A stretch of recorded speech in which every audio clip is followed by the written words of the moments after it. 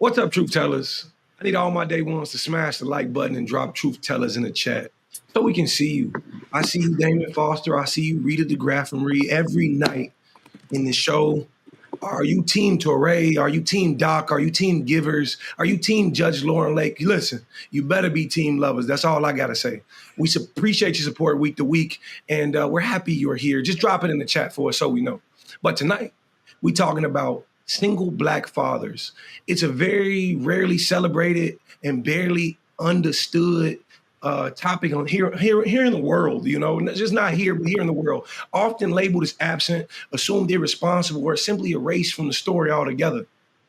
But what about Black fathers who stay? The ones who fight for custody, who wipe the tears, who cook the meals, who show up to the games, the ones like me, you know what I'm saying? Like me, like Torrey. What about us? And still get labeled deadbeat. Tonight on Truth Talks, we're breaking the silence and busting the myths around what it really means to be a Black father in America. So tap in, family, hit the subscribe button on Truth Talks Live and buckle up, because this is Truth Talks.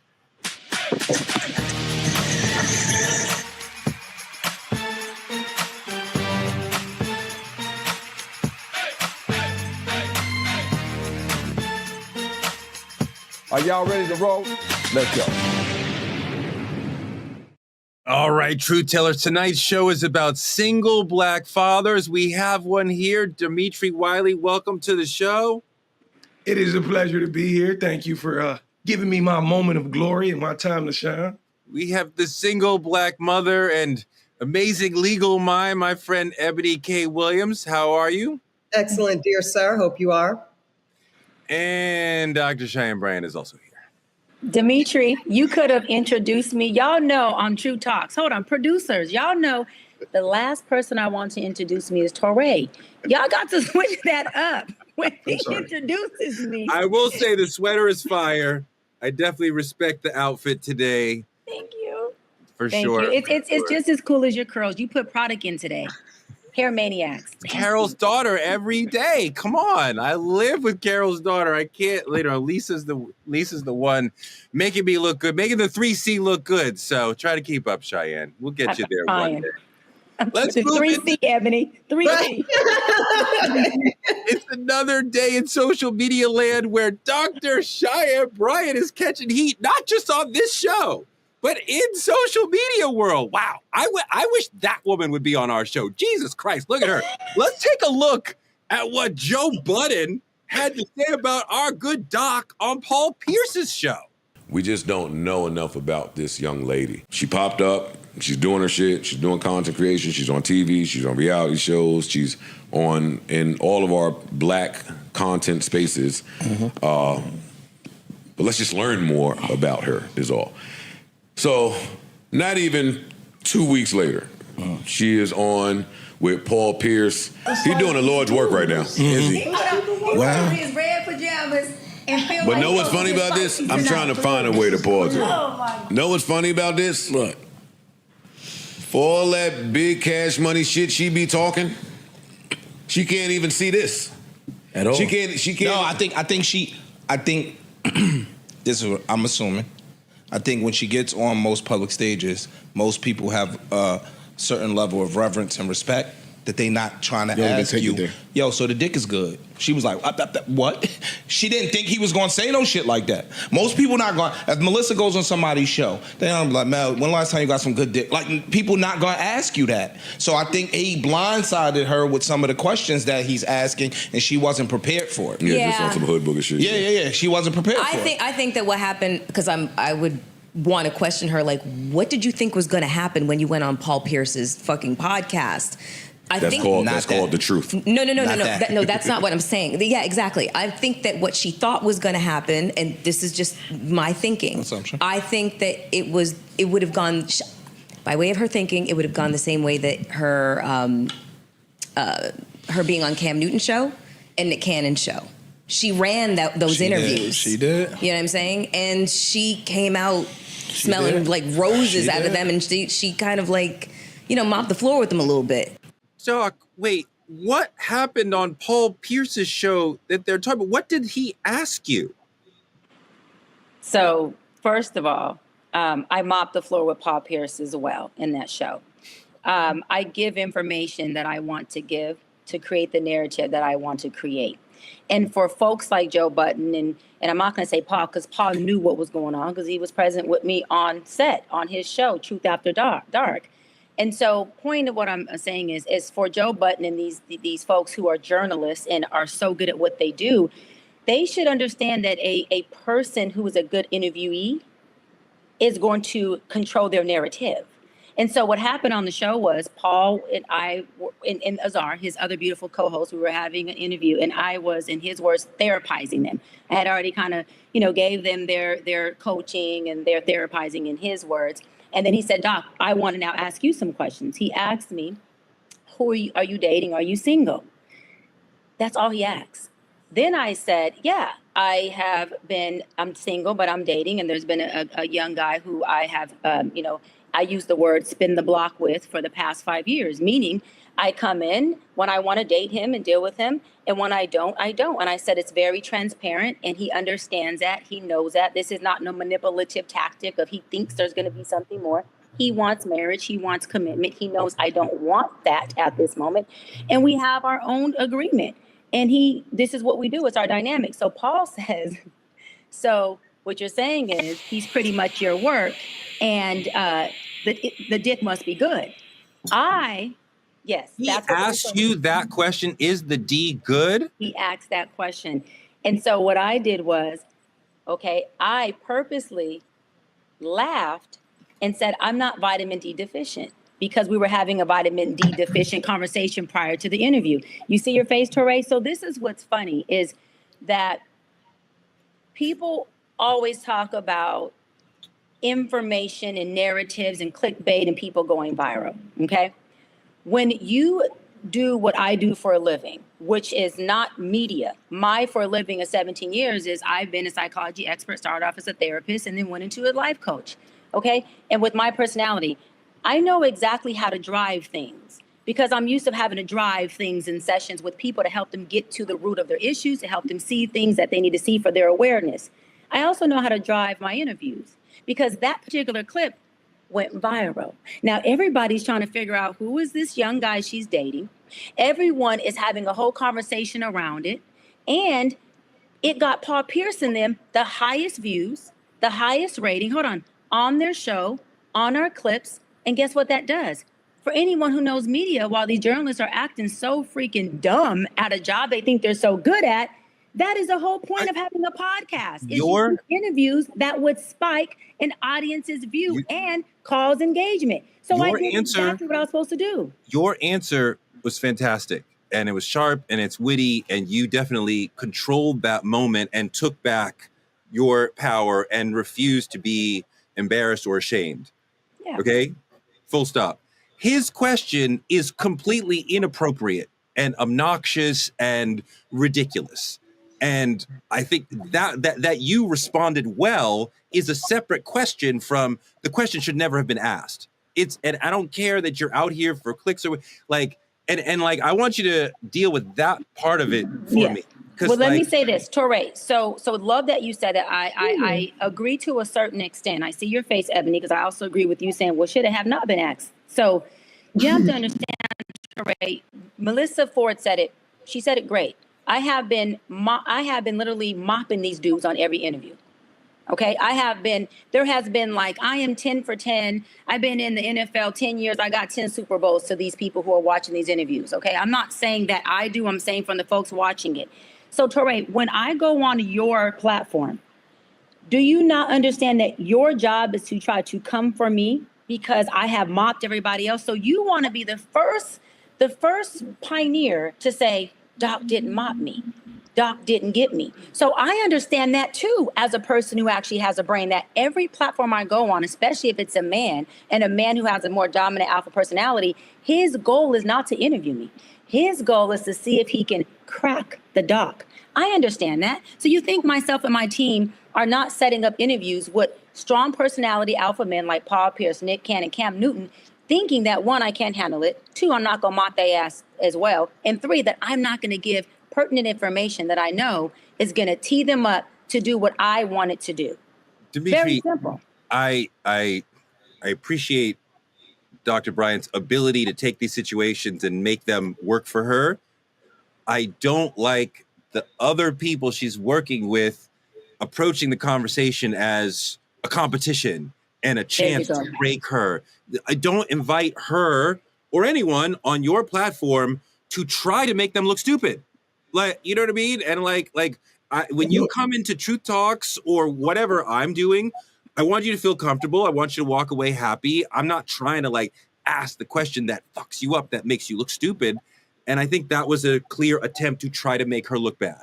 Yeah, I think that's this generation we're living in. Nothing moves faster than positivity but negativity. So if I can bring her on my show and show you guys she's a different element other than what she's told the world, you are going to now view my show as exactly what Doc said. But what people don't realize is what happens is the next person is going to reach out to her and say, now I need you to come explain yourself on whatever platform. And then she ends up on a bigger platform. But the thing about it is we really have to look at the host of the show. This is Paul Pierce, the same man who said, I'll walk, I think it was probably 12, 13 miles to the studio because he lost a gambling bet with no shoes on. This is a bet he made. He's always been a radical risk taker. So the moment he get the camera turned on, he already got you in a seat. He's going to take that risk. I think, like you said, Touré, I don't like it either from the narrative of the people being worked with, but I think he did it more for male validation from the world than he actually did it for views on his show. He did it for Cam. He did it for Nick. He did it for everybody she's went and mopped the floor with. And that's a male ego. That's a question driven by a male ego. That's just my opinion. I think that's right, Ebony. And I think it's kind of gross to have Paul say, look what she did on this show. Look what she did on that show. I'm going to get her. I mean, it's totally an attempt to slut shame her. I don't think it was gross or inappropriate. I'm fascinated by this take of yours, only because we've both been in the business since Jesus. So while it's very good natured and well intended, this is the dynamic, Touré. So let me speak as a fellow woman who particular subsets of our male peers find particularly triggering. Okay. When Dr. Bryant shows up on these platforms, Cam's show, Nick's show, et cetera, and she does what she does so effortlessly, so brilliantly, this poses a direct threat. This is very threatening to a very real subset of male podcasters, okay? And frankly, the male community, right? Dimitri's nodding. So you're right. They are seeing this as an opportunity to bait her, to shame her, and to prove their ability to dominate her, okay? But this unleashes the genius of Dr. Bryant. This is nothing more than an opportunity for her to further demonstrate the complexity. See, you saw it in Joe Budden's setup. And full disclosure, for those that don't know, I worked with Joe for a couple of years at Revolt when we co-hosted a show called State of the Culture. So I'm familiar. I also really, really do this shit, right? So Joe's setup indicated how threatening he sees her position. How do we know this? He at length talks about how she's deferred to, how she's presented with prestige and deferential energy in these spaces, and he doesn't like it. So he was all too excited to be able to celebrate the takedown of the deference and the dethroning of the positioning. This is wonderful, Touré. Don't cry for us, Argentina. This is a great thing for women like Dr. Bryant and myself, because it only serves to further prove, to further demonstrate why we really are the bitches we say we are. Okay. Hold on, sis. Hold on. Rewind. Say that one more time. I'm listening. It only goes to further show you that we really are that bitch we say we are. This happens to me many times on the Breakfast Club. Who lovely. Those are my friend, colleague friendly. But what you say, envy. Oh, that's what I said. What I said, envy. You know, it happens on Love Them as well. Earn Your Leisure. Oh, I'm very familiar. You're not educating me on, I'm 40 plus and the wall we're supposed to hit. But Mr. Earl says I'm still a pretty young thing, so it's cool. You know what I mean? So we're just well versed in it, Touré. And I don't want you to feel that we are victims of this behavior. Come on. titans. I mean, she's not a victim because she handled it well. But hear this, Torre. We built it. Like she said, we built the narrative. We built the aesthetic. We built all components of it just for this exact scenario, and it works out perfectly. No, I mean that she's able to handle a moment of disrespect and make it work for her and have a great answer doesn't solve the problem that the brother. I disagree with your premise. I disagree fundamentally, Torre, with your premise. It is not a disrespect. It is an opportunity to unleash the mastery. See, we don't get to totally flex. Am I right, Dr. Bryant? Come on. The complete scope of the mastery when you leave us just being the smart lawyer. When you leave us just being the smart psychologist. No, baby. You must see the mastery of what we are truly creating. And we only get to do that when the likes of the good Joe Buddens of the world, the good Paul Pierces of the world, the good Stephen A. Smiths of the world, Charlemagne, give us these opportunities. You did an epic interview with me on my podcast about 2 years ago when you were going into your baby journey. Yes. Weren't pregnant yet, but had your plans. I didn't ask you anything that I wouldn't say in front of my mother or my grandmother, but we had a deep taste. That's your taste, Torre. But you did ask some things if we really want to. Let's just go there because, we family now. There were some things that you your digs just aren't dick digs. Let's be clear. You don't do dick digs, Torre. Yeah, you don't do dick digs, Torre. Yeah. But you do digs. You digged on my politics and how I can have tolerance for people that are not particularly left of center. Yeah, you do digs. You just don't do dick digs. So your respectability looks different than some of these. There you go. Yeah, and I want to add to that because she made a point, Torre. You're trying to compare yourself, potatoes to apples, right? Yourself, who is obviously a family man. You've been married, I've heard you say 20 plus years. You have all your kids with your beautiful wife, right? You respect and honor your wife and woman. You respect and honor your kids. So your mindset and where you're coming from is very different. You're trying to compare what someone of your caliber would do versus someone who has multiple baby mamas, who is a man who preys on women, who is a man who needs to make sure he's with a woman who is less than, a woman who would allow him to dominate her, because then that means he has no ego if he can't. A man who holds only his value on being high value, but a low fucking functioning at its fucking peak.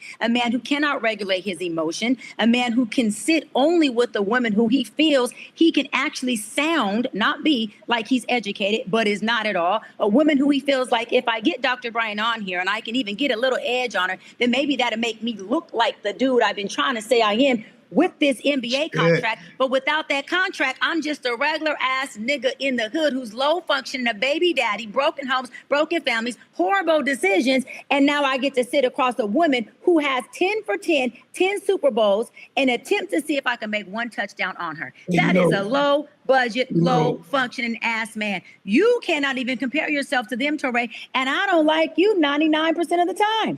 But there's no comparison. I absolutely agree with you guys.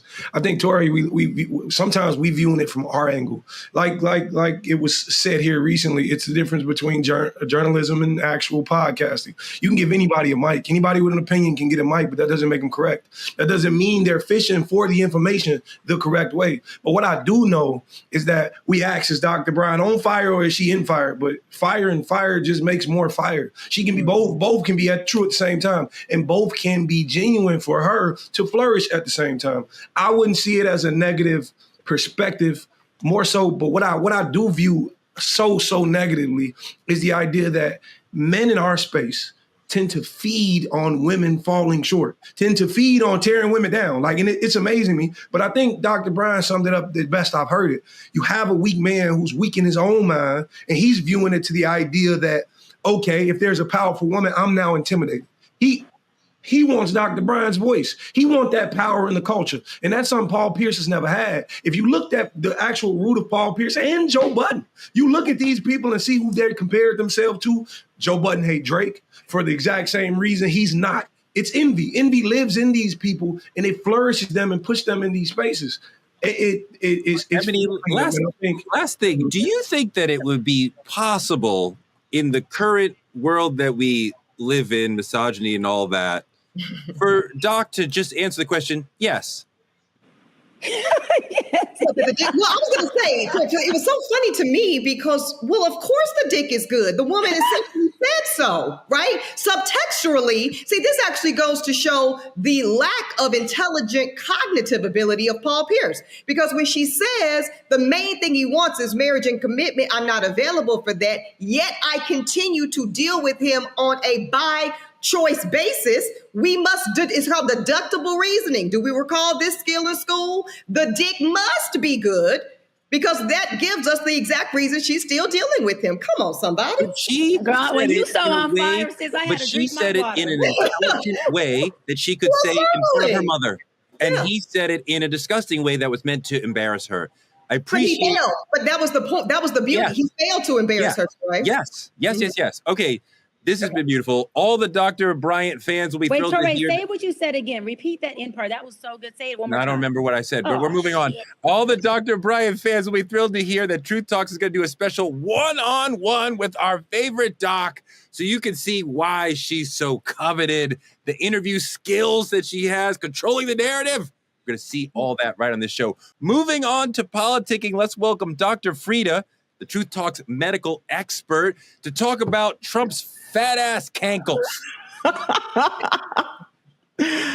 Glad to be here. Dr. Frita, please talk about how spinning the block and having it your way on your terms is healthy on your mental health, and healthy on your mental health means physically your body will be right on track. Let's talk about that too. Absolutely. It decreases stress, which of course is good for your mental and your physical health. So spin away. Spin is cardio also. What do you think about his ankles in our politicking segment, Dr. Frita?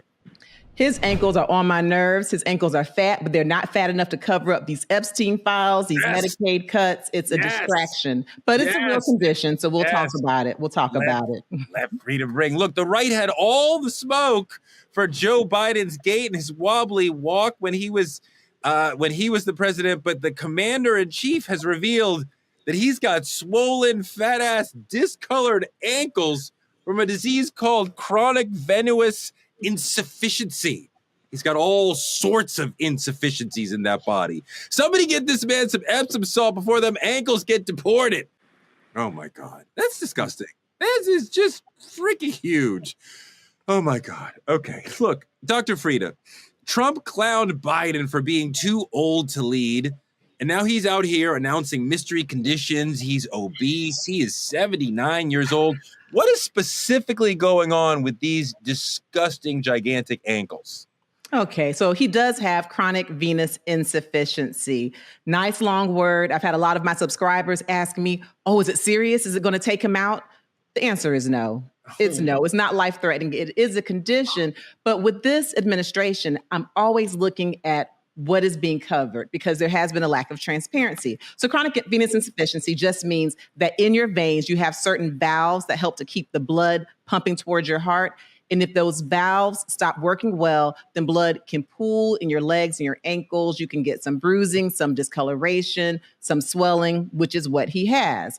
1 in 20 people will have it. It's pretty common, not life-threatening. There are treatments. And one of the biggest risk factors for getting chronic venous insufficiency is getting old, okay? He's over 70, pushing 80, and so that's the risk factor. I'm more curious about the other pieces of his medical condition that aren't being talked about as much. So the bruising. The White House has stated that he has bruising because of all the handshaking. We know Melania didn't do it because she doesn't even hold the man's hand. But why does he have bruising? Well, that takes me back to the number one cause of chronic venous insufficiency, which is actually blood clots, right? Now, blood clots are more serious. Blood clots can go to the heart, to the lungs, and they can actually take you out, okay? They can make you be unalive.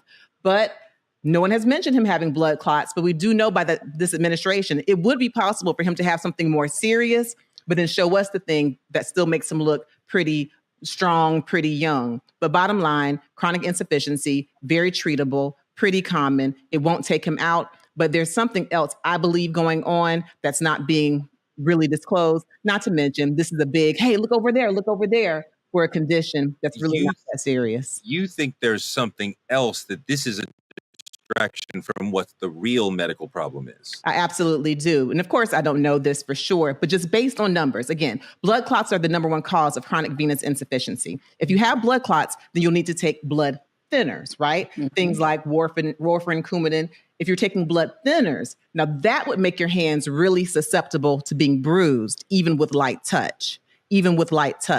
So again, they're all coming out. The press secretary, he's got chronic venous insufficiency, and she's saying it like it's just some big life-threatening deal, when honestly, it's a common condition that happens to older people, and it's just something in the headlines to keep us distracted from the things I believe that really count. But Dr. Frita, is he at increased risk for stroke or heart attack based on? Well, not just based on chronic venous insufficiency alone, but based on his age. We know that heart disease is the #1 killer in the United States. And we know that him having his weight, being obese, living with obesity, puts him at risk for heart disease, for strokes, for many other things. And we've seen in the past when he's had a major condition, i.e. COVID, how he got out of that hospital, he had low oxygen, could barely walk, could barely breathe, but he stood up and showed all of this strength. And he talked about Joe Biden from needing a shot in his behind. Yes, he's at the hugest risk for those things, heart attacks and strokes. And he has admitted to having high cholesterol, which is a huge risk factor for clogging the arteries. So I believe he shared an honest, pretty benign, pretty non-exciting condition with the long fancy name, just to cover up some things that are really going on, not only in politics, but possibly with his health. What's the chance that he just drops dead in the next couple of years? It's low. It's low. It's low based on chronic venous insufficiency. Plus, my grandma said it's the evil people who live the longest. So I'm sorry to Ray. He's going to be alive for a long time.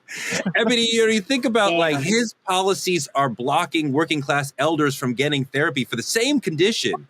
So you're like, is he actually fit to lead the nation when he lacks the empathy to care for people who have the same problem that he has? Well, we know he's unfit in every way. So that's not a serious question, right? Of course, he's horrific. And, you know, I heard the same old tale as well, Dr. Frita. You know, it's the nasty, mean ass, trifling MFers that just can't get away from him. So. Yeah, that's right. That's why you're going to live forever, Cheyenne. What you want to say? Oh. Look, Touré. Got him, girl. Got him, girl. Hopefully, yeah, I'm with you. Got him, girl. Hopefully at that age, things will still be spinning the block and working, because you know what? To Ebony's point, the good deed will have you living a long, good life. So I think I'm in good company. I think I'm in damn good. Shut up, Dimitri. Shut up, Dimitri. That's the thing. That's the thing. And that's how you double down on the D. And that's how you double down on the D, by the way. There you go. There you go. Yes. Especially for never mind. Especially for the men who think. Damn, I'm on the floor tonight, Dimitri. Hey, look, what do you got? I'm saying the men who think they're throwing the D, and obviously the only thing that they have to offer is that money that's paying for the P. And if they didn't have that money, they wouldn't have none of the P. I hope y'all get my little semantics. No, I don't. Well, you don't, Touré, because you're a married man. Go ahead, Dimitri. You got one bed. Go ahead, Dimitri. You got what it's called. Go ahead, Dimitri. Mute your mic. In-house. Go ahead, Dimitri. No, listen. These men wish they had what you had in-house, Touré. They got outhouse and they paying for it. That is the Joe Buddens, the Paul Pierces, the Cam Newtons. These are the dudes who, if they didn't have their money, they wouldn't have their honey. If we're going to call it what it is, we're going to call it what it is, Touré. You in the position they want. The Trumps and the fat-ass ankles. Trump as well. If Trump didn't have the money, he wouldn't have the honey. All right. Thank you, Dr. Frita, for coming through. We love you. We appreciate you. We're going to have you back on the show soon. Thank you. Moving on to the main topic, family. Tonight, we're going to have a conversation that's long overdue when we talk about Black fatherhood. For some people, the first image that comes up is not love. It's absence. It's abandonment. It's broken promises. But the truth is that narrative was never the whole story. It was never the true story. For a lot of Black men, that was not their story at all. There are single Black fathers out here raising full households, doing hair, helping with homework, bath time, holding down 2 jobs, and still being treated like ghosts in their own kids' lives. So tonight, we're going to pull back the curtain and get into it, talking about the lies that shape the myth, the systems that hold it in place, and the men who are breaking it down every day just by showing up and asking the realest question: are Black fathers, especially single Black fathers, finally being seen? Or are they still being punished for a story that was never theirs to begin with? Let's take a look at the stereotypical deadbeat dad video. Ms. Lovett, you are in court today to prove Mr. Hilton is the biological father of your 2-month-old daughter, Winter. You claim that Mr. Hilton has denied your daughter since birth and has also abandoned your other 4 children. You say the stress of this entire situation has been devastating. Is that correct? Yes, Your Honor. Mr. Hilton, you claim you are certain Miss Lovett's daughter is not your child because Miss Lovett was in a sexual relationship with another man weeks before you learned of her pregnancy. Is this correct? Yes, Your Honor. So, Ms. Lovett, you claim Mr. Hilton's denial is hurting your family. Explain. He's a deadbeat dad. He doesn't take care of the kids at all. He does nothing. I've lost everything. I lost my house, my car. I'm financially, I'm just destroyed because he doesn't want to handle his responsibilities. Mr. Hilton, those are strong allegations. I'm not finna take a baby that's not mine. I love my kids, Your Honor. I got 4 other kids, but, Your Honor, I'm not finna do that. That's impossible. It's really sad to hear about the situations. I don't know who's right, who's telling the truth, or who's on point, but it's just really sad, that whole situation. Dimitri, according to CDC studies, Black fathers are statistically more involved in their children's daily lives than white fathers and Latino fathers. We are not necessarily living in the house, but we are present in the daily activities that our children are part of. We are full, active fathers for the most part. Take a look at this video about that. Out of all men that have children, Black men find the most happiness in fatherhood. Come on, man. Talk about it. For one. And the second thing that they found out is that Black men that have children actually experience a higher level of happiness than Black men without children. That's the part that I found really, really interesting because there's no research on parenting, especially with Black people, right? Absolutely. And it's even less with Black men. So Facts. It's one of those things where it's like, yo, like, this is not a fatherhood pod, but we damn sure come on here and we will knock against any stereotype about Black fathers because we know it's not true. Dimitri, what do you think about what he said about children making your life better as a father? I wholeheartedly agree, like entirely. Like I got a 5-year-old son. His name's Logan. My son has been everything to me. Actually, very transparent, which I've always been via social media. And last night, this is right hand of God. Last night, in my dream, I don't know if you guys ever experienced something like this, but I was pouring down. Right, I was leaking in a dream, and reason being because my son asked me a question, and I remember it so vividly about getting older. Why can't I do this? I'm in 1st grade now. And my mind went of how he's been there for me since being a baby and how I cherish just him being a child so much that growing older makes me sad. And to the degree that he's been everything for me. He's been a sole source of happiness. And I think there's this rhetoric that Black fathers get. Like you said, what's the statistic is? We get attached to this negative connotation because it's all people choose to talk about when we're actually very present and very happy. Now, I'll admit, me and my child's mother has always been on a 50-50 custody schedule, one that I created, one that I enforced. I remember originally fighting to go to court saying, because she moved on with a new man and I was okay with it. But I originally remember mentioning to her that I'd like to go to court about it to make sure there's nothing that can take me away from my son. I was the first to change a diaper. I was the first to wash him up. I was the first. We get this narrative that we don't want to be parents when I think that's absolutely false. And my son is my sole source of my happiness. So I love it. Having children definitely fills you up. You know, you feel responsible. You feel like, you know, just you're doing the right thing in the world. And, you know, it never goes, you know, the thing you're talking about, my child is going away to college in a month. And I have moments when I'm like, they're not ready. And I'm like kind of freaking out, like we're going to leave them in this place and they don't change their clothes on a day-to-day basis. They don't, you know, brush their teeth on a day-to-day basis. They only shower when we kind of twist their arm to do. And I'm going to leave you in a place and they're going to college in Rochester, is 5-hour drive away. I'm going to leave you here. You don't like what happens when, you know, and then there are days when you're like, they are ready. And I'm so excited, you know. And so you go back. So I don't actually cry because I am socialized as a man in America to not do that. But I feel the sadness of if I could cry because like, oh my God, like this. But then, you know, the kid is taller than me. So it's like, you know, it's time for you to go. Touré, we need a session with just you and I to unpack why you feel like you cannot express emotion through tears. Because you've said that multiple times on this show. You book a session with me this week because we got to unpack that, brother. That's going to take more than 2 talks. We need a session, baby. We need a session. No, I know. It's like something I know. And I couldn't even, I want to talk about, but I could think about why. I don't know. I don't even know. Touré, I have a question for you. When you hear Dimitri say how, and I want to applaud you, Dimitri, because you are doing something that you're doing a lot. But one thing that I really like, this is the lawyer in me now talking. I like the proactive effort and intentionality on securing a joint custody order on the front end. Because oftentimes by the time a custody order is put in place, for the sake of both co-parents having access to the child, it is on the back end of something very contentious.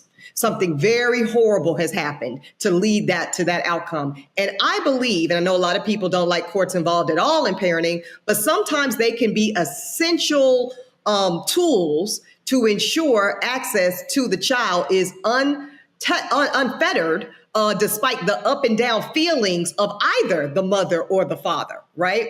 I think we see this right now playing out in real time with Halle Bailey and her child's father. What is it, DDG or something? So my question, though, is to you, Touré, generationally, right? Because you and I and Dr. Bryant are of a different generation than Dimitri. Do you think this younger generation of Black men are doing a better job, essentially, not necessarily of being better fathers, but of maybe being less afraid, less ashamed, of availing themselves to these types of tools to make sure that they get access to their children, whether they on the good with the baby mama, the outs with the baby mama, she's moved on or he's moved on or what have you?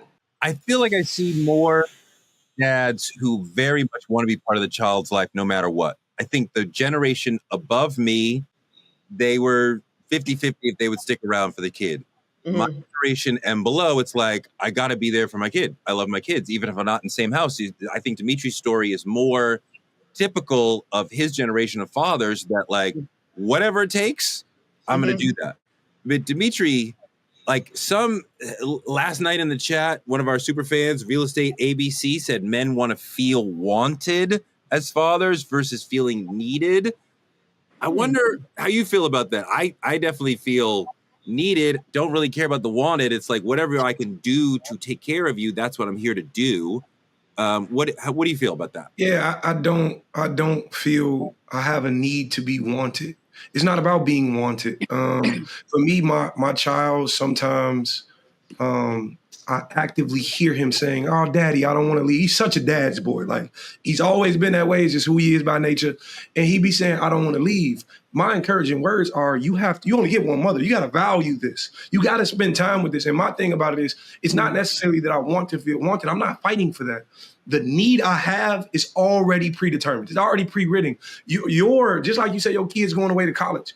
That is what your need supplies. Your need pushes them to a direction you didn't get to. My son's not a junior because I didn't feel like my name was strong enough to give him when he was born. So I gave him one of his own. So now I'm looking at this kid who's in the most developmental stages of his life. He's looking at me saying, "Dad, I need you." My son randomly comes to me and say, "Dad, I love you." I very much so disagree with the narrative that it's about feeling wanted. But if I can touch on this, there is a lot of men who don't want to be a father unless they're with the mothers, which is out of want. I want her to want me to be a dad. And that's not how this works either. And I just want to speak on the disadvantages of what this whole 50-50 thing does. There's a lot of moments you miss. And I think if for people who know me, for the lovers, drop it in the chat, you know you've been here. I've never in my life dreamt of being a dad who's single. Never in my life did I want this. I think I fought very hard to go the strong opposite the other way. But, you know, character matters when it comes to people. And just like to Mrs. Ebony's point, I was under the Prevention Act because feelings fluctuate. You know what I'm saying? How you feel now and where you want to be now may not always be where you want to be. So I encourage all men to take the preventative maintenance route in terms of making sure there's nothing anybody can do to come in between you and the connection you got with your child. And I want to ask Demetri really quick, what do you think the disadvantages are of not living in the house with your child, like having that separate home parental dynamic? Just things I've seen. Well, it makes it harder to parent. It makes it harder to be the enforcer or be the person who says you're going to follow these rules. Because the moment he leaves my house, he goes out and do. I got a call from his mother the other day. He's starting to talk back. And I'm like, I haven't seen that side of this kid. He doesn't do that over here. There's something you guys are missing in terms of, you know, and I don't want to call it fear, but in terms of repercussion, just for being out of a child's, you can't be an adult. You're not an adult. Don't speak like an adult. But the thing about it is, the others, you can't always maintenance or supervise who's around the kid. So you don't have a great influence on his. You don't have a great guard of his influences. He may be somebody you would not approve him being around, and there's nothing you can do. But that's something very early on I had to toss my hands up to. I'm not one of those men who say, don't have this person around you have to trust the person you're co-parenting with. Because if not, now y'all fighting for a whole different reason. But you miss major moments. Like, I've been fortunate enough to where, like, my son's first tooth fell out over here. I've been fortunate enough, so I was the one that get to play the tooth fairy, but I don't have him every Christmas. How much are we paying for teeth these days, Demetri? Because I'm about to have to be in that game myself. And I heard these teeth were going for $20 a pop. What the hell is going on? Tooth fairy might have slipped 50. You're going to find out all that soon enough. I'm going to find out right damn now, Torre, on Truth Talks. How much, Demetri? The tooth fairy might have slid like a 50 under his pillow. I have a really well-behaved kid, really well. A part of what you're talking about is that parenting is kind of like the fire department in that you don't always know when it's going to happen. You might be just sitting there, everything is calm, and then suddenly there's a moment of need, a tooth has fallen out, I stab my knee, or a moment of joy. Oh my God, suddenly we had this great moment brushing our teeth together or rubbing you down after taking a shower or whatever it is. Moments that aren't planned, the PTA meeting and the game out, the soccer game, that's great. But there's these little moments. His tooth fell out and we celebrated that. We didn't know that was going to happen. So those little moments. And so if you don't live in the house, this is why the Nick Cannon situation makes me sad, because the children are in 6 different homes. Yeah. There's so many impromptu moments that you are missing.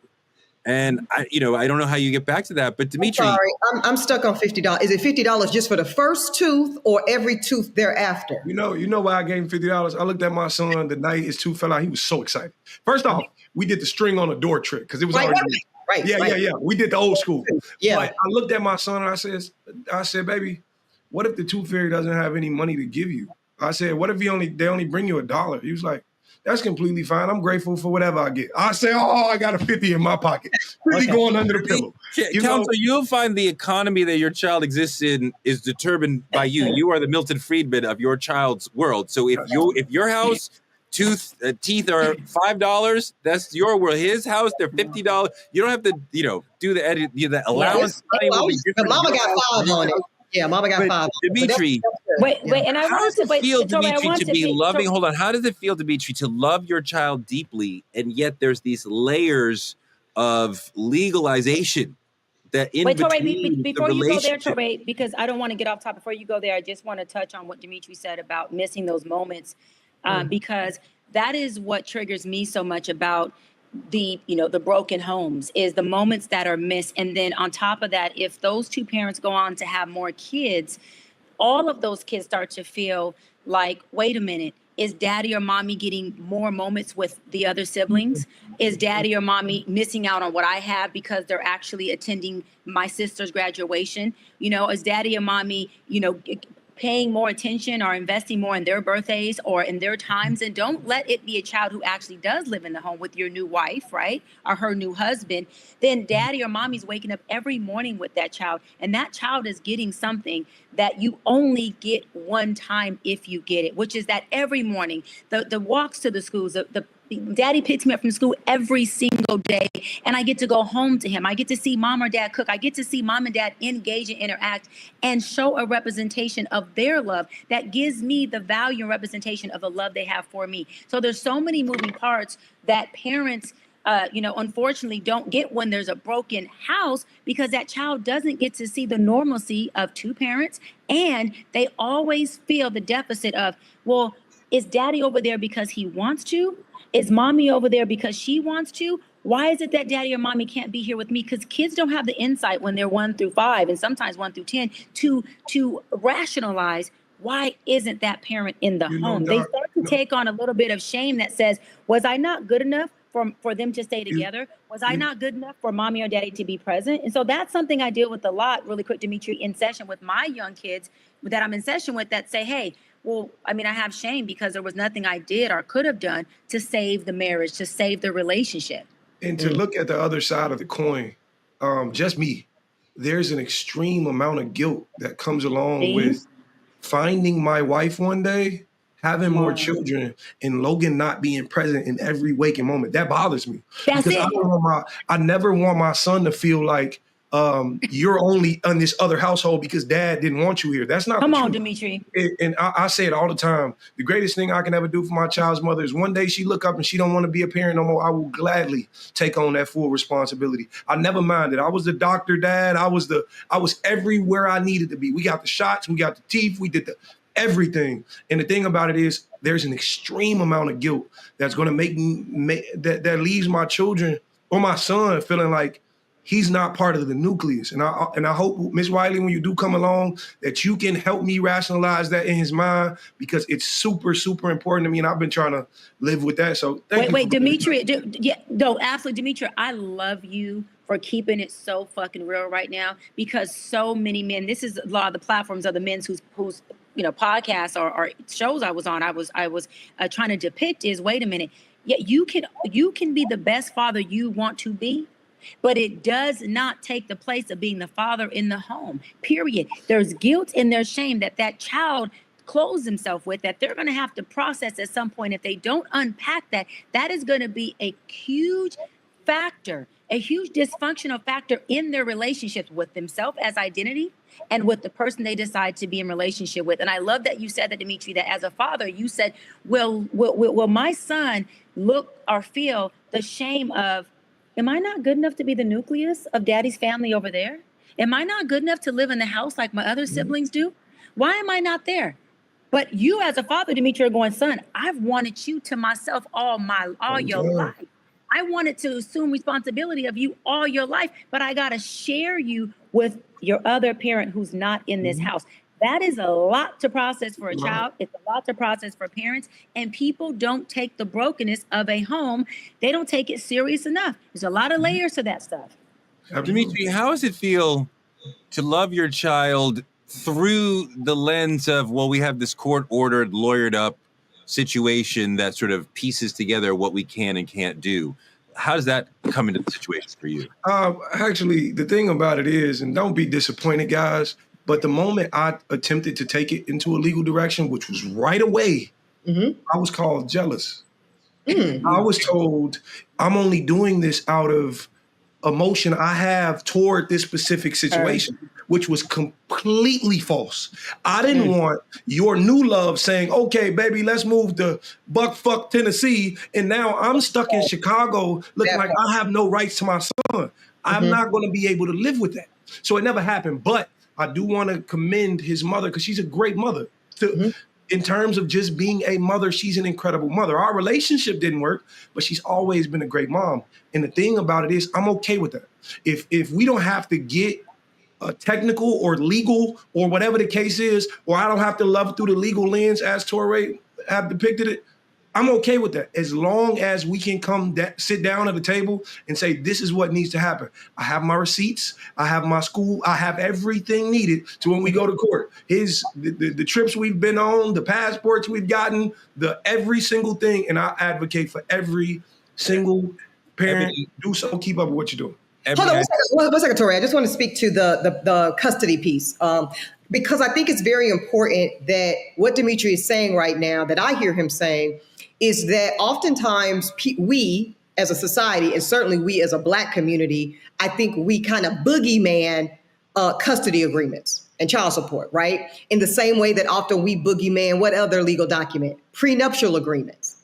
And I think, and I'm not saying this to say that everybody should go this route, but I think that if we destigmatize what Dimitri has done and not make it because he's jealous or because he's controlling or because he's trying to do this and hurt her. What if it's just a brother that says, let's mitigate the risk. Let's take it off the table that there will be any conflict as it relates to our joint and mutual continued access to our beloved child that we share together. And here's the shocker, y'all. It doesn't always have to be adversarial. Sometimes it could be your lawyer. The best case scenarios, and I used to always try to start from this place, there are things called consent decrees of custody, where Dimitri and the child's mother can sit in agreement without adversarial lawyers and just say, hey, we can go through the court-appointed magistrate or mediator, and we can agree Monday, Wednesday, Sunday, Tuesday, Thursday, this, and this, and this, both sign. Judge says, clerk stamped, and now we have a consent decree. So these things cannot always look so horrid, always be so sad, and they really can be very protective and helpful documents. Doc, what role do women, sisters, play in the baby mama drama that happens a lot of times when there's multiple parents and multiple households dealing with one child? You mean what role do they play in choosing that circumstance, or what role do they play in it being effective and healthy? I mean, I'm not sure that baby mama drama, whatever that means in different households, is healthy and effective and efficacious for the people in the situation. Yeah. Well, let me say this. If the baby mama is causing the drama by holding the child and puppeting them, right, as bait to say, hey, if you don't do this, then you don't get to see your child. That is a mother who is doing a complete disservice to her child. That is a mom who does not have her child's best interest at heart, because at the nucleus of this co-parenting relationship, it should be a conversation around what's best for this child. And let me put my feelings to the side and not let my feelings cause problems. That's where you say, listen, I have to surrender to the reality that I am a single mama, that I am co-parenting. And if I don't have the proper tools, let me get it by seeking wise counsel. Let me get it by going to therapy, getting a coach, or talking to a couple who I see co-parents in a healthy way, and how are they blending this? And I think this is what's really important. A lot of people want to break up and have kids and co-parent, and they don't want to accept that we are still a family. I don't care how far y'all go into marrying somebody else, how far you want to go into other countries. You have a child together. You are still a family at the end of the day. You should also be concerned with the well-being of that mother, and that mother should be concerned about the well-being of that father. These two people have to remember that this child is becoming a product of their environment. That child is in learned behavior of watching the mama and her well-being and watching the father and his well-being. Your main focus should be, how can I be a contributor to the peace and the well-being of my co-parent partner as much as I can, because my partner has to parent my child. So if there's anything I can do, Touré, if it was you I was co-parenting with, I'd be asking you if there's anything I can do. I would never. But if so, I would say, if there's anything I can do to help you be a better father, please tag me in, because it's not about me caring about you. I care about my child who's going to be in your presence. And I want to make sure you are healthy, that environment is healthy. And this is also, this may be off topic, but I'm going to say why I don't date men with kids, because I would support him supporting the mother.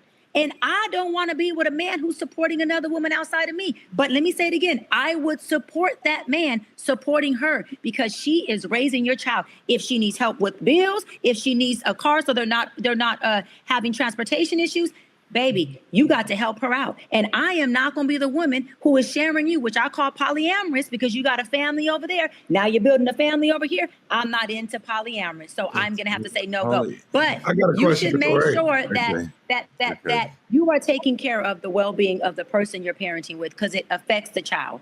Tory, can I ask you, what is the biggest struggle you've seen or experienced, like as a Black father, whether it was emotionally, financially, court systems? I don't know the entire situation, but what about you? You know, when your child comes to you and says that they're trans, that's a big deal. And you're like, how do I deal with this? How do I understand this? How do I support you? How do I put aside whatever personal feelings I have and say, what do you need and how do you see the world and how do I get behind you and support you, even though I don't fully understand? That was really hard. And it's an ongoing hard thing to deal with. And yet, you know, you go into the world and you protect your kid. I mean, when they had an incoming student forum at the college, you know, it's like 500 incoming families talking to the school, and you know, I'm like, you know, is it safe in front of 500? Is it safe for trans kids? Is there a community of LGBTQ folks who will be here to stand with my child as they, you know, develop through college and this journey? And they were like, yes, okay, you know, and I'm like, that becomes a central concern for me. So, you know, you're dealing with this major shift, a new name, a new perspective on the world, new sort of clothes that you want to wear, as you're also moving toward leaving the home. So what are you going to do in this journey after you've left and you don't see us every day? I don't know. You're going to come back for Christmas and look unrecognizable? I don't know. So all of this. How are you going to come back to Christmas, period? Right? Because there's a whole generation right now of parents of young adult and grown-ass adult children that are recognizing the consequences of their good and challenged choices while parenting that are now affecting what the adult relationship looks like. And I don't think there's enough time spent, period, but certainly within Black parenting households talking about this, that the vast majority of God is good and life is long, which we pray for, you'll be in relationship with your two children, Touré, much longer with them as adults than you will be in relationship to them as child adult. And how everything that right? That's remarkable, but so simple when we think about it. Same with you, same with me. Absolutely. Liberty and I will be adult relationship companions for far longer than I will just be raising her as the adult to her child. So everything I do from now to 18 and some change, that's going to dictate whether she even does come home for those holiday breaks. Absolutely. It's very complicated to be a single Black parent. We talked a lot yesterday about some of the demonization that single Black mothers get. What about single Black fathers? The whole symbol of it. Do we get more grace, less grace than single Black mothers get? Oh, we get no grace. You mean as terms of man being a single father himself? Yep. I just want to make sure I'm understanding. Okay, no, that's a different question. Sorry, I interpreted a different question. But before I answer that, I just want to say thank you to you, Touré, and congratulations to you, because thank you for being a man who does not force the ideologies of himself onto his child. That's a very hard thing to do, and that's something our generation suffers from tremendously. Anytime you don't see your child pan out for what you want them to be, you end up disappointed, and then you want to be less of a dad. So kudos to you for that. But I actually believe that when people see good single fathers, I'm gonna say good single fathers, I'm saying bad ones. I think I've experienced an overinflation of goodness than I deserve. I'm a dad, and I love being a dad. It is. I've always dreamt of being a dad, but I don't deserve the credibility the world is giving me. I don't want to be bright because everything else is dull. I don't want that. I don't want you to call me a good man because half of the world appears not to be. I'm a good dad. Okay, great for being a good dad. Tell me Happy Father's Day. That's it. I don't need the praise of saying, and I absolutely hate it because we praise when men are good dads, but when you see a good single mother, that's what she's supposed to do. That's not what she's supposed to do. That's not how the world should work. So me personally, I've seen it from an end to where I'm praised for being I recently received a book of me and Logan's memories in cartoon form from somebody. And it's beautiful. It's a beautiful sentiment, and I'm grateful. But don't over idealize what we got going on because that guy didn't show up. I'm grateful, but that's just me. Me personally, I think women have it a lot harder when they are forced to be single mothers. It's because you're seen as the exception, right, Dimitri? When we see good fathers, especially good single fathers, we see it as a unicorn. It's seen as exceptional. We are not accustomed to seeing it, sadly. Not saying that is the case, but that's the perception. Versus when you see a good single mother, that is the standard and that is the expectation. And it is only when a woman deviates from that standard of being a good single mother that we then demonize and punish her. And it's a really good awareness point, Dimitri, for you to name the hypocrisy. So I appreciate it. When I see a single mother, my thought is mom never leaves. Mom is the planet on which you exist. Dads shouldn't leave, but sometimes they do. They might. But mom, no matter what, she's going to be there for you. I want to bring in another father, though. Friend of the show, Gerald Griggs, been on the show a bunch of times.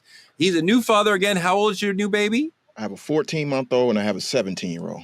Amazing. Wow, you started back. You was out and they pulled you back in. Oh my God. Yes. Earl wasn't done. He wasn't done.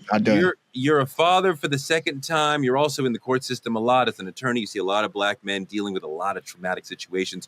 What do you think is the perception these days of black fathers in our community and in the mainstream America? Well, let's just push back on something. A report recently came out that 70% of African-American fathers are in their children's lives. So let's push back on this bad black father image that's been put out in the media. Let's also push back on the fact that, a single black father is the exception for being, exceptional and not the rule. As somebody who was both in a marriage and has been single and now is in a marriage, all raising children, we have to understand the child didn't ask to come into that situation. But once the marriage breaks up or the relationship breaks up, your only duty as a father is to that child. Yeah. To the child you brought into this world. And as a child of a parent that did divorce, my parents did divorce at 16, I saw both ends of it. And I saw a father who fought to be in my life and a mother who was open and accommodating to be in my life. But many of my friends who are fathers have to fight exceptionally hard. And that's one of the reasons why I don't handle domestic relations cases, because I do see the bias inherently built into the system to disproportionately take black fathers out of the home.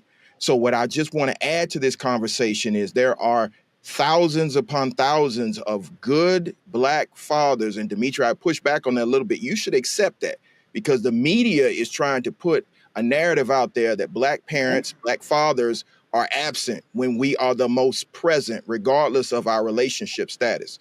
So I just think that we just have to be a little bit more nuanced in this conversation because there are thousands upon thousands of black fathers who are out there trying to be in their child's life, trying to be there, trying to, co-parent. And co-parenting is a chore. It's a job. I love the fact that, my ex-wife and I have grown to the point where we can co-parent. And now my current wife is great friends of my ex-wife, which is weird, but, that happened.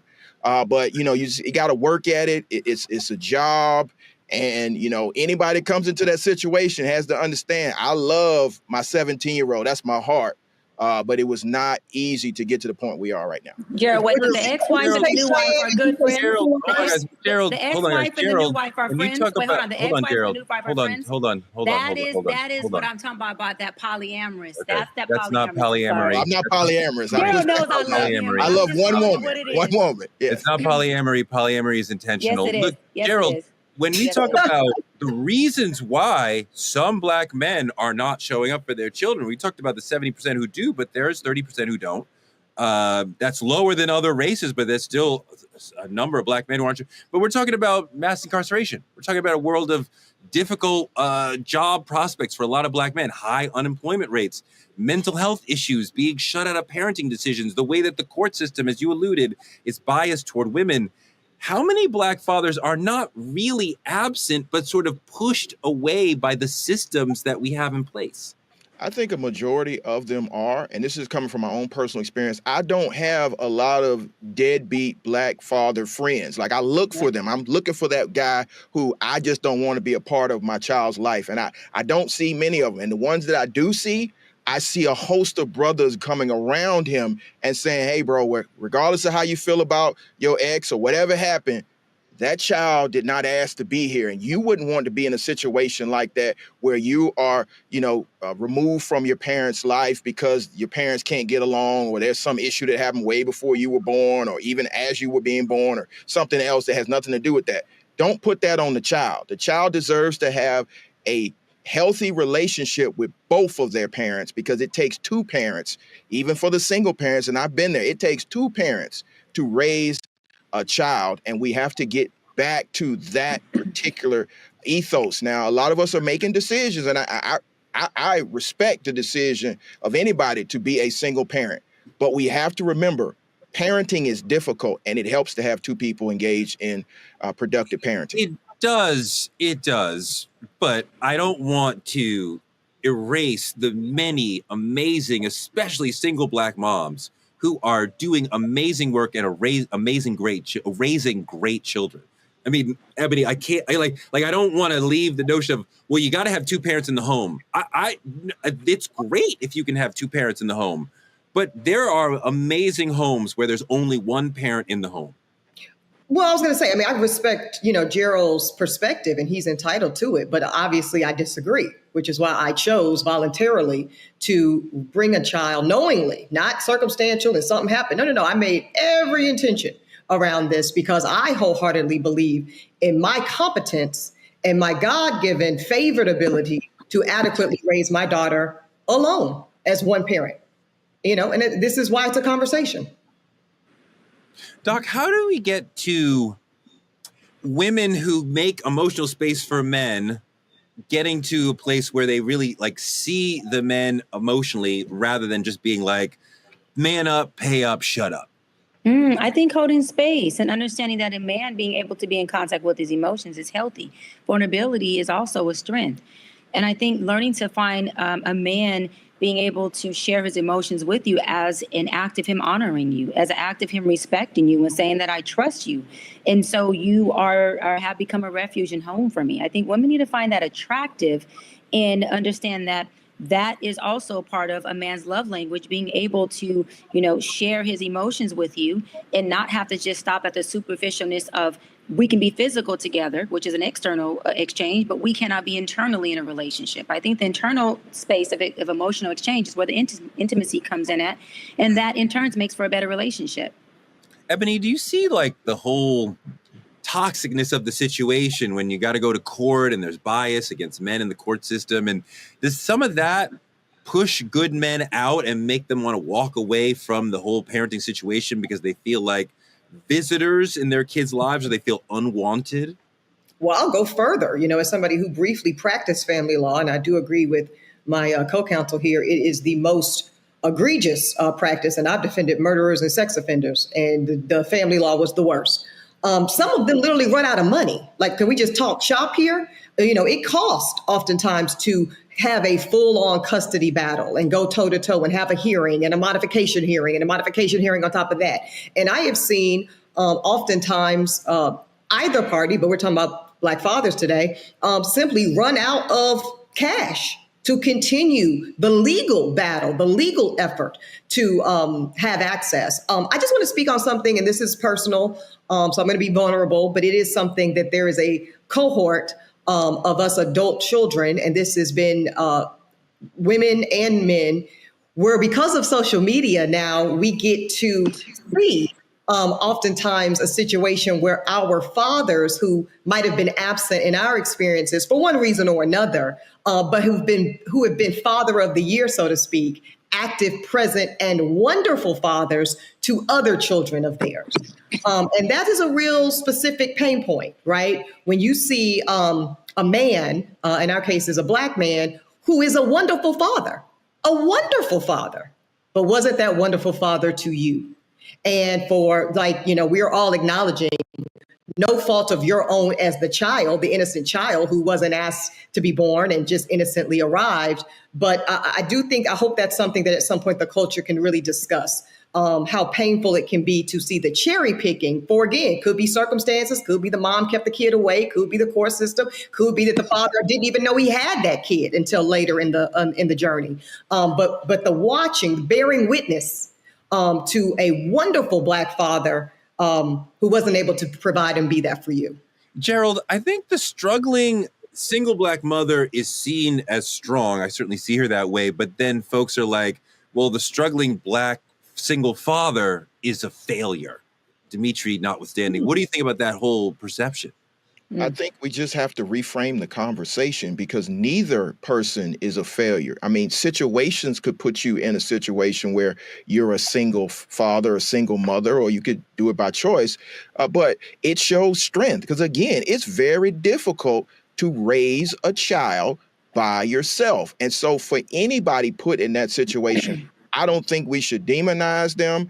I think it is a very strong sign of a very strong personality, very strong personal characteristics to take that on and to be successful. I'll give you an example. Again, at 16, my parents divorced and my mother became a single parent and she didn't miss a beat. She continued to raise me. She continued to have a productive relationship with my father. It was kind of strange. They were friends for 30 years. She was there at his deathbed and they always professed their love for one another. They just couldn't live in the same house. And so I don't think we should demonize that. Everybody's situation is different. And I think everybody should be lifted up for trying to be the best parent they could possibly be. But let me be clear on this. There's no book on parenting. You have to figure this thing out, and it's not easy. So my hat goes off to everybody that's doing it. What do you mean, Gerald? There's tons of books on parenting. The shelves are groaning with books on parenting. I read Dr. Poussaint and all these other people before my child came and be like, there's a lot of, oh my God, we did the whole 1, 2, 3 method. I mean, you do that? Like we just did any of that work? Did any of that work when you're faced with the actual challenge of a living human being who you have to care for in your face? You didn't go to the book. You were like, I got to figure this out. The child is up at 3 a.m. yelling, and I don't know what to do. Oh no, the books definitely helped a lot. I mean, there's certain situations where they get it wrong. You can't do a psychology for every individual. Each child's going to be different. But there, Dimitri, we've talked a lot about stepdads.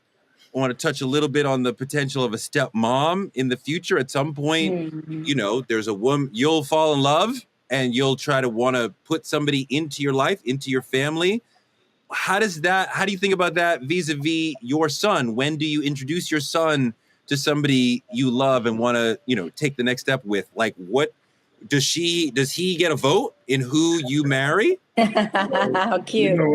It's quite hilarious. Thank you for manifesting. It's cute until it's not, Cheyenne. I'm really serious talking. So I've been their vote. That's just me. Go ahead, though.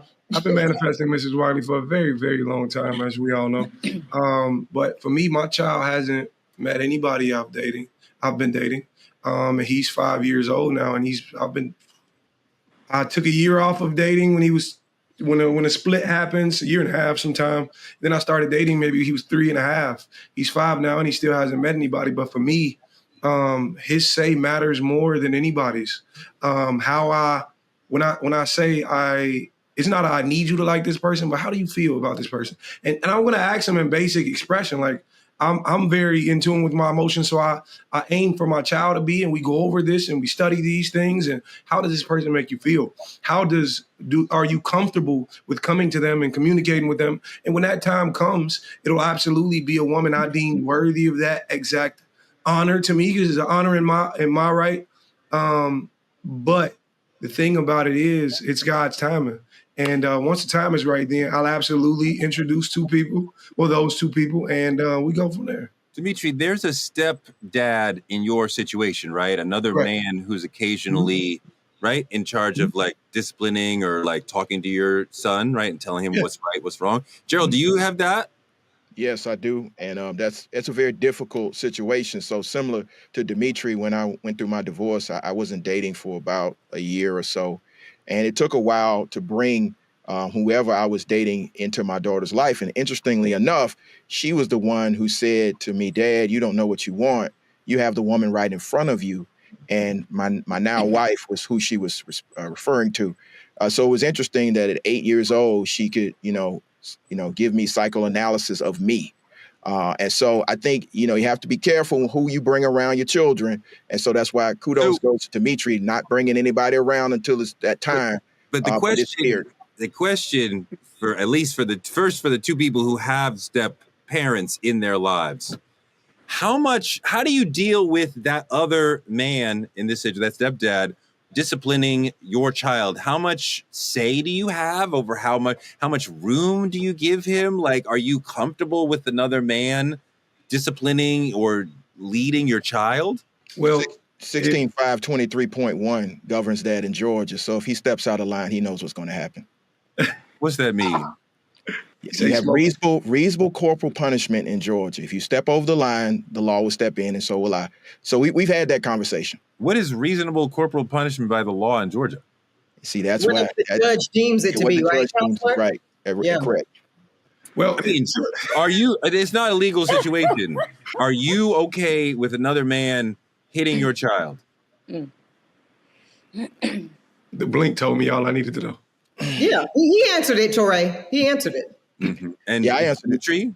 No. The thing about it is, I'm gonna wrap this really quickly and make it really quickly. My situation was a little weird because the moment the split happened, there was an introduction to my child.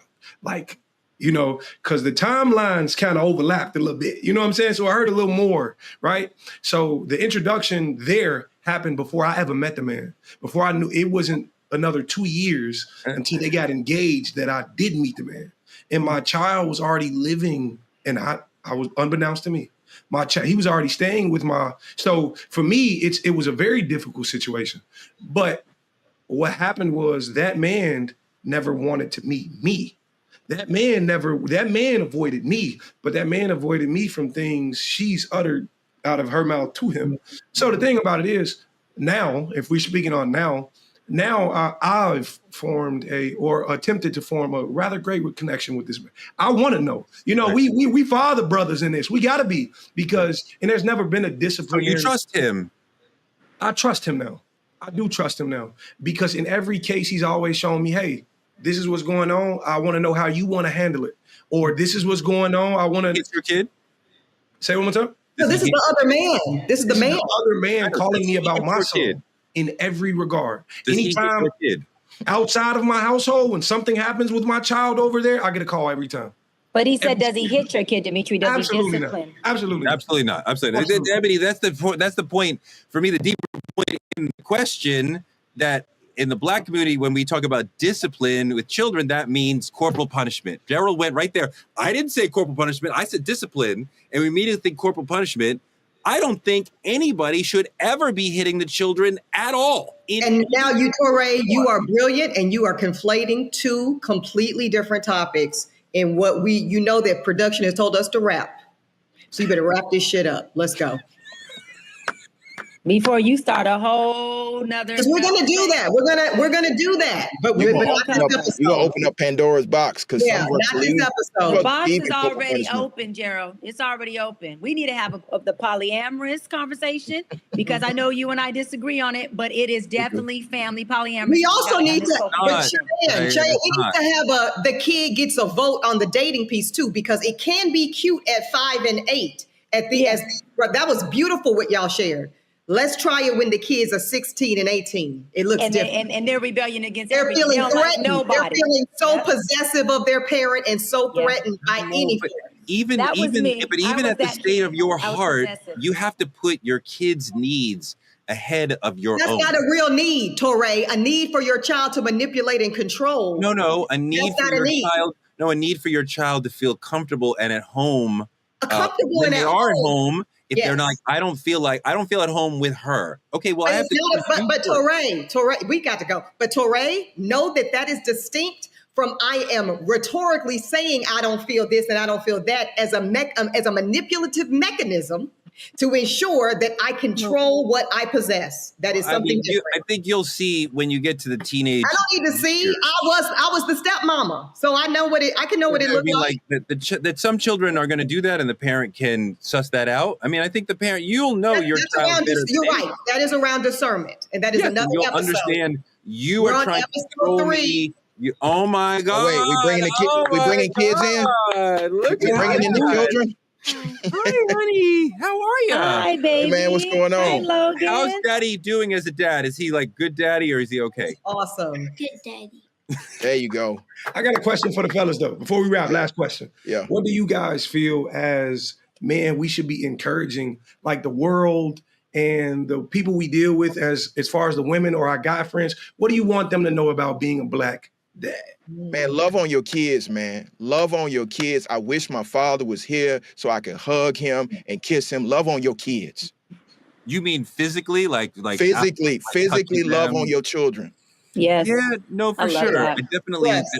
I think there's definitely been Black men in previous generations who were lacking on the touching. Yes. Hug them, kiss them, like put your hand in their hair, like let them like feel you, like this is beautiful. Beautiful. Yes, Get a little extra, but it's beautiful. They should feel your love, but they should also hear it. They need to hear, I love you. You are great. You know what they also need to hear?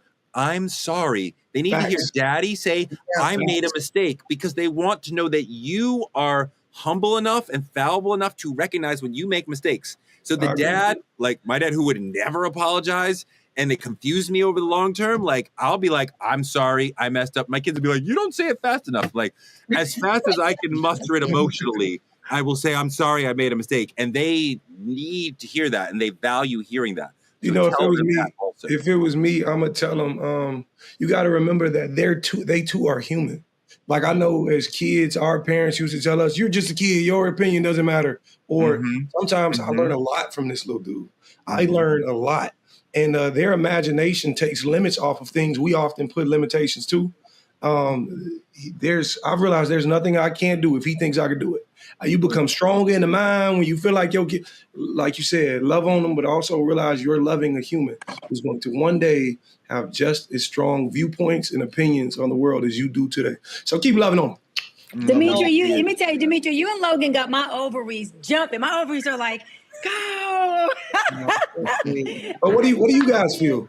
I didn't ask. Miss Ebony and Dr. Brown, what do you guys feel that Black fathers need to hear?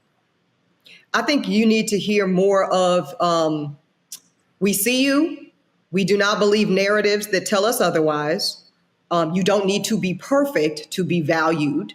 And even if a Black single mother like myself doesn't have an active Black father in my home, know that it is honored and revered, the valuation of Black fathers in our Black community. And it can't be overstated.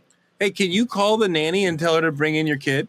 No, I'm saving Liberty's on-camera appearances for something that I can monetize, but thank you. That's right. I'm just fucking with Torre, Cheyenne, because that's what about you, Dr. Brown? I just think that I think that y'all need to be heard. I think heard without a rebuttal. I think that that's it. I don't think there's much to it, but to be heard, no rebuttal. Let you guys' issues be your issues. Not bring in our issues, hold space for you. And then at the end say, okay, did you want me to listen? Or did you want me to help you and assist you in doing something? I think that's all y'all need. I think y'all don't need a whole lot of lip and conversation. I think y'all over that shit. You need to be heard and supported. And what we doing, baby? And where we going? I am so glad that Logan joined us on the show today. That was awesome. He can come back anytime. Maybe he'll come back and read the intro next week. That's it for tonight's Truth Talks. Listen, this wasn't just one conversation. It was a confrontation. We set out to demystify Black fatherhood, but what we really uncovered was how deep some of the wounds go and how little space we give Black men to be both strong and soft, present and flawed. So here's the truth. If we don't start seeing Black fathers as whole people, not just headlines or hashtags, we're going to further destroy the Black family. In the same breath, to all the Black fathers who aren't stepping up, come on, guys, you got to come in here and get this joy, because there is nothing like hugging your children and seeing a little person who looks like you and they need you.